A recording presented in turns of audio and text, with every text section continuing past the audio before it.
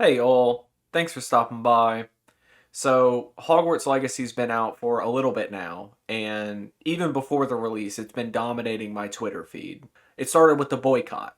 People saying you're not going to buy the game on release, you're not going to buy the game at all because it's Harry Potter. It's J.K. Rowling's franchise. If you buy it, you're funding her and helping her, basically do transphobic rants on the internet because how else does she make her money, right? And fair, I get that. The other side is spoilers. People who are saying literally the entire plot of the game on social media, they're making memes of it and posting those as pictures in places just to spoil the game for people, to ruin it for others. And as far as spoilers go, I'm not going to put any in this video. I'm not even going to link any in the description. But I do think it's kind of like it's a meme within the Harry Potter community itself to spoil Harry Potter. Snape kills Dumbledore, right? Like, when Half Blood Prince came out, there were people waiting in line for the book, and you had people filming themselves, spoiling it for others.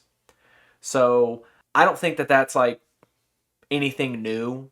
Like, just spoilers happen. And personally, I don't have any issue with seeing them or reading them. I mean, I used to moderate a community dedicated to spoiling Game of Thrones, the Free Folk on Reddit.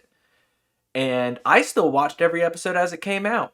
I knew the entire plot of that show before the last season aired, and I still watched every episode because it still felt new to me. Like you can know the story of something, and how you imagine it is going to be different than how the director presented it. And it was.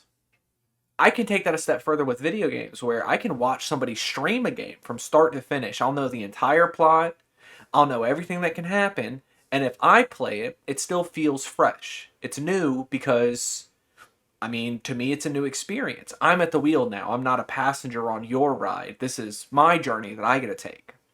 So I'm not bothered by spoilers, but I would say that it's a bad idea to just spoil stuff for people randomly. By all means, talk about it with your friends or with strangers, but as a tip, what I would recommend when you're talking about movies, games, whatever, ask people, where are you? Before you start talking. Don't say, have you seen this? Because that's how you accidentally spoil stuff for people, and that's bad. Now, the boycott, because I know a lot of people are up in arms about that. They're saying you shouldn't have harassed these streamers. They were going to do all these charity events so they could make all this money playing the game.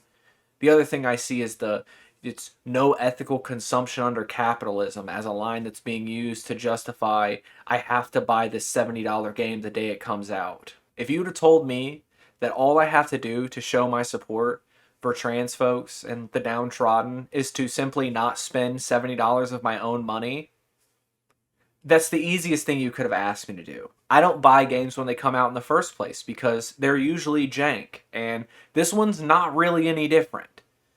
I'll give it a year, 2 years even. I'll let all these bugs get washed away.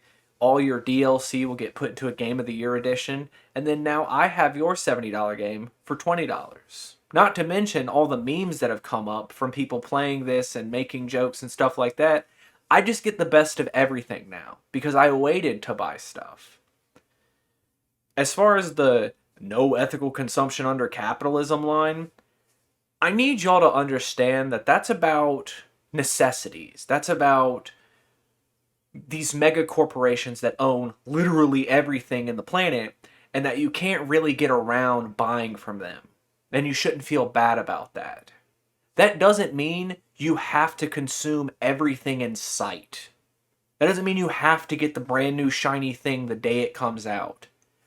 If you do, I'm not going to be upset with you. We have a finite time to live, and you should do things that you enjoy. But if the people in your community are doing a boycott, boycotts are usually annoying. It's usually doing something you don't want to do. Or you're not doing something you really want to do. Play the wizard game.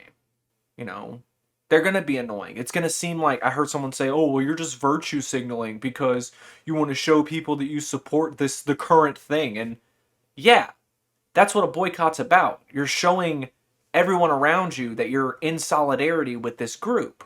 Virtue signaling isn't bad. It's bad if you're signaling something you don't believe in. You know, you could call that clout chasing or whatever you want to call it, or grifting. But if you're actually showing your support for something you believe in, by definition, you're signaling your virtues. But why is that bad? I don't know. I'll never understand that. And if you can explain it to me, by all means, leave me a comment. But, I'm going to play Lego Hogwarts because I already own it and I love the Lego games. So maybe you should just play that instead. But, I guess until next time, y'all try to have a good day.